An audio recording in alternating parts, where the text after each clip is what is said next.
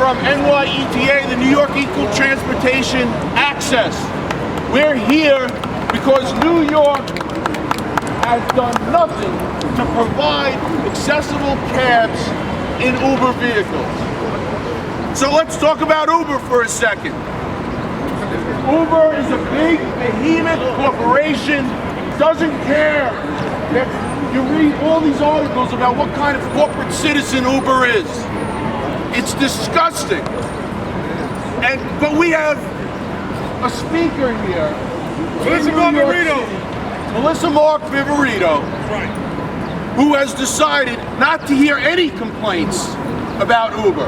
Not to be concerned whatsoever about Uber. She just cares about protecting Uber. And we have evidence of this. And I'll get to it. When we have people in this city that are elected to office, and their main concern is to throw bombs at Washington, what they're doing, when in their own backyard, they don't govern, they don't care. They blame Washington for immigration issues. They blame Washington for not taking care of the individuals with disabilities. They blame Washington for treatment of women. But it's happening right here in the city. It's happening right now. Uber does it every single day. Vehicles congesting New York City streets, creating smog. Kids can't breathe. This is the worst, most outrageous growth of a company. The speaker does nothing. We have individuals with disabilities who have fought long and hard and continue to fight long and hard for accessibility in yellow cabs. By 2020, our yellow cabs, if they still exist, will have 50% accessibility. Of 60,000 Uber cars roaming our city streets, guess how many are accessible? Zero. When it comes to the issue of immigrants, go throw bombs all you want in Washington. But your responsibility is here in New York City. Immigrants make up 60% of the owners of yellow medallions. And what has Speaker Viverito done? Nothing. She's decided she's not going to listen to these issues. So it's destroying the wealth, destroying all the hard work of immigrants, legal immigrants, right here in this city, hard-working, family-oriented, sending their kids to college, working. That's the only crime they committed, and the speaker does absolutely nothing. How about women? How about women in the workplace? Have you read about the abuse of women in the Uber workplace? Have you heard about the discrimination against women in the workplace? Now let me add one more thing. It's not just that. Women are getting assaulted in Uber vehicles. And when we go and try to find out who did it, who was the driver, what happened, the police say they need to subpoena Uber. If it happened in a yellow cab, they know right away. You guys have the system of GPS installed in your vehicle. Why doesn't Uber have that? Why don't we care about protecting the basics of government, protecting people? Why don't they care? Why doesn't Melissa Mark Viverito care about the people of New York City? Now you'll see there are no council members here with us today. Why would they be? They've tried, some of them, to introduce legislation. They've desperately tried to introduce legislation. But the speaker buried all the legislation. It's not even out. We can't get a bill drafted against Uber. Not a single bill drafted. Because it goes into the central staff. And they won't tell you where the bill went after the request for it to be drafted gets done. It goes nowhere. Imagine an elected official here horrified of a big behemoth company that's destroying our culture, destroying New York City Valley. We have to do something. We have to stop this. We have a horrible corporate citizen entering and destroying every piece of fabric of New York York City. And if the speaker, Mark Viverito, Melissa Mark Viverito, won't do anything about it, then we will. Okay? So what do we want? Justice! What else do we want? Fired. What do we want? What else do we want? Does Uber have any accessible cabs in there? No! Is that acceptable? No! New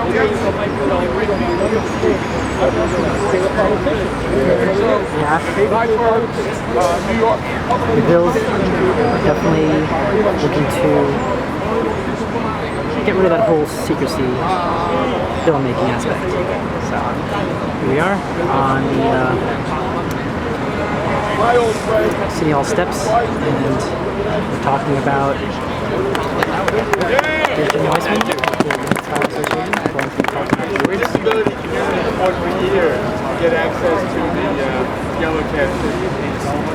So Mayor Bloomberg was leaving office. He agreed to make half the taxis accessible by 2020. This emancipates people with disabilities. They can stay late after work. They can come in early. They can socialize. They can shop. They can recreate. They can be part of the mainstream of the life in New York City. They're quickly being replaced, taken off the streets by Uber vehicles. City Council has never held a hearing on this issue. Donis Rodriguez, the transportation chair, to hold the hearing. It hasn't happened. It behooves the media because it behooves the media to ask each councilman, should Uber have to provide accessible service? Because they won't have a hearing on it. They won't take a vote. We spend $600 million a year on accessible. Think how much cheaper that would be if people could stop calling it and start using transportation the way able-bodied people use it. That's true. There's no point in brushing this under the rug. Accessible cabs will disappear before City Council does anything. The governor's done nothing about this. The mayor has done nothing about this. And the council has done nothing about this. And we are desperate. We need relief. The yellow cabs are there for us now. It took a long time to get it, but they're there for us now. Help us maintain it. Ask your council member, do you think Uber should have to provide accessible service? They've never had the answer. Once we get the answer, we can move forward with some legislation that's meaningful. Thank you very much. Thanks, Jim.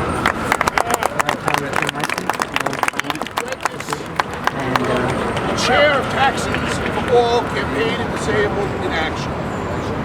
Edith, thank you. Obviously, can't come down, so I'll be up here. I guess I could. That would be a suicide jump. That's how I feel about taxis. I really feel that we are giving taxis a little better, and the rest of you, sorry, but you definitely been screwed. It's really ridiculous that we have a system that in a city that does not serve us. We want to talk about the subways. Yes, we have buses, but you get to choose how you travel. Why can't I? Why can't DJ? Why can't Billy? Everyone uses what we can, but that's wrong. We should be able to use every mode of transportation. When Bloomberg was mayor, he did say that taxis were part of the transportation continuum of New York City. We need to make the City Council and the TLC stand behind the former mayor's orders. We should have the same rights, the same taxes, the same job, all of these things are the same. We just don't have transportation equity. We deserve transportation equity, and the council needs to unveil, pierce their curtain of secrecy, and allow us, the citizens, to know what they're doing. Thank you.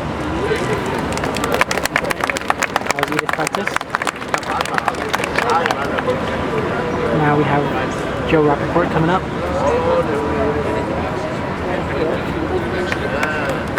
Director of Development Center.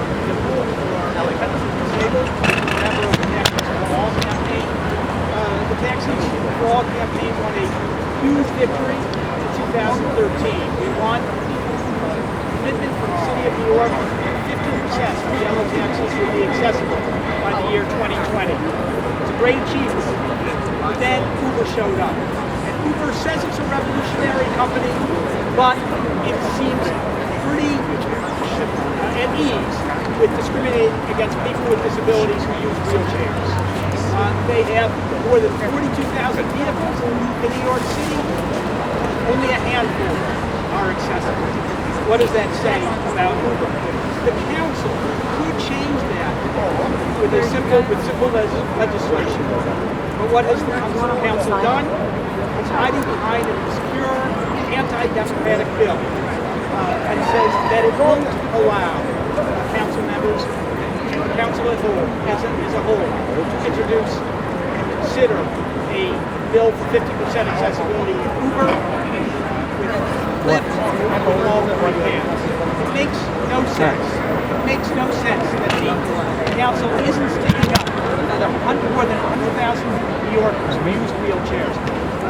Some of them are here today. The most likely interpretation is that for the council's lack of action, it just doesn't care about these New Yorkers. It doesn't care to stand up against discrimination. We call on City Council Speaker Mark Viverito. We call on the City Council as a whole to reverse course, change its restrictive, anti-democratic rules, and introduce a bill for 50% accessibility and to pass it. Thank you. Two more speakers. City Medallion owner, Carol Approach, please.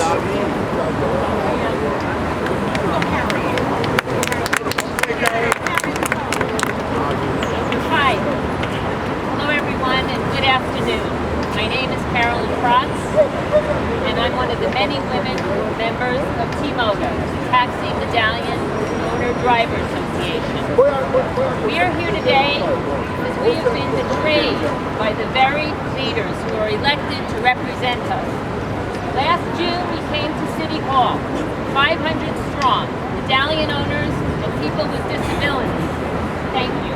Coming together to ask our elected officials to protect the rights of the disabled, to ride in whatever mode of transportation they so choose. That's what's in the ADA, American Disability Act. The taxis are required to be 50% wheelchair accessible, he said, and so should Uber and its imitators. The taxis are required to have a GPS monitor, then so should Uber. The taxis are required to contribute 50 cents a ride to the MTA and 30 cents a ride to the wheelchair fund, then so should Uber. We're the working class that those in power claim to represent. T-MODA is an immigrant and women-owned small business group. Somehow we expected that the city council speaker would be our champion, since she claims to be an advocate for immigrants and women, the disabled and disadvantaged. Our expectations were not met, and Melissa hid in City Hall while we made our case. Why was that? Is our council anti-immigrant, anti-women, and disregarding of people with disabilities? Who really knows?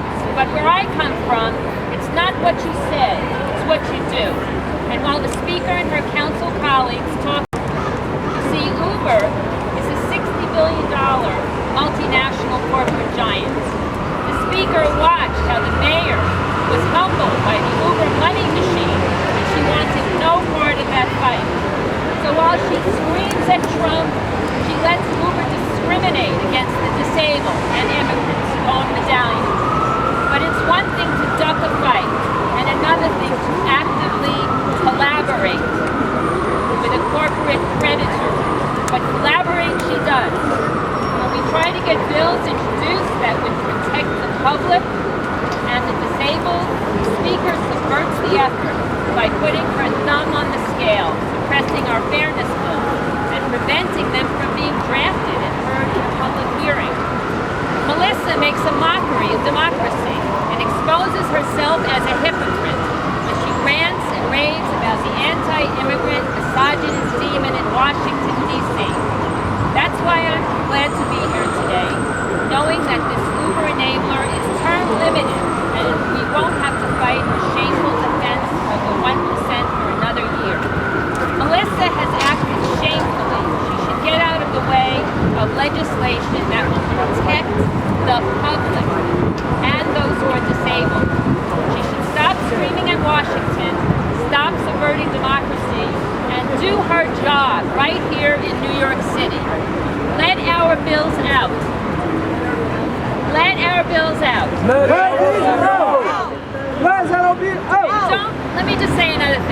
give up hope. There have been rumors, it's been alleged, that some of those in power expect Uber to show them some appreciation. Just alleged. I don't want to get in trouble. I have some news for those people. Uber's out of cash. Uber's out of ideas. Uber is shit out of luck. Thank you.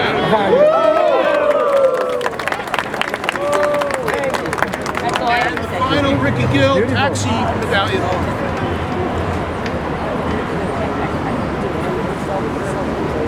Good afternoon. My name is Ricky Gill and I'm a member of Team Oda, the taxi medallion.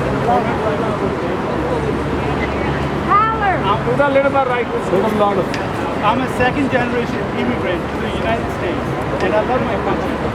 My father came here in the early 80s and through hard work bought a taxi medallion just like thousands of other Team Oda members behind me. Many of us were not born in America, but we believe in this country, great country of our opportunity and fairness, where the laws apply equally to all of us. Unfortunately, that's not the case in New York City's taxi industry, where our elected officials have let us down. It seems as though that our politicians side with big business like Uber, yet never defend the rights of medallion owners. First, it was the mayor who caved in when newcomer Uber came to town. He came out swinging, promising to curb the number of e-hail vehicles, but went down for the count at the first sign of Uber existence. He never really put up a fight to protect the industry that the city itself created. So we turned to the city council, whose speaker says she's a great defender of immigrants. She leads marches on City Hall to protest the president's immigration ban and loudly proclaims that he insults New York values. But when it comes time to defend living and breathing New York City's immigrants, she turns out to be a fake, phony, and a fraud. We have asked the council to intervene as the e-hail cars continue to infiltrate onto New York City streets, increasing congestion within New York City. We have tried to promote legislation to create a level playing field between the Ubers and taxis. And what does Speaker MMB do? She squares our bills, kills them in the crib, and won't even allow them to come to a hearing. Is this democracy? No. In a democracy, our officials will represent and advocate for the people and not just rarely dismiss them. The speaker needs to stop acting like a dictator and protect vulnerable medallion owners and people with disabilities, and stop carrying the water for Uber, the $60 billion corporate predator. We need MMB to stop smothering our bills and really stand up for immigrants, not pretend to be a champion when she has not really been one. Let our bills be brought out into the democratic light and be taken seriously. Let our bills be heard and considered by our government officials. Thank you.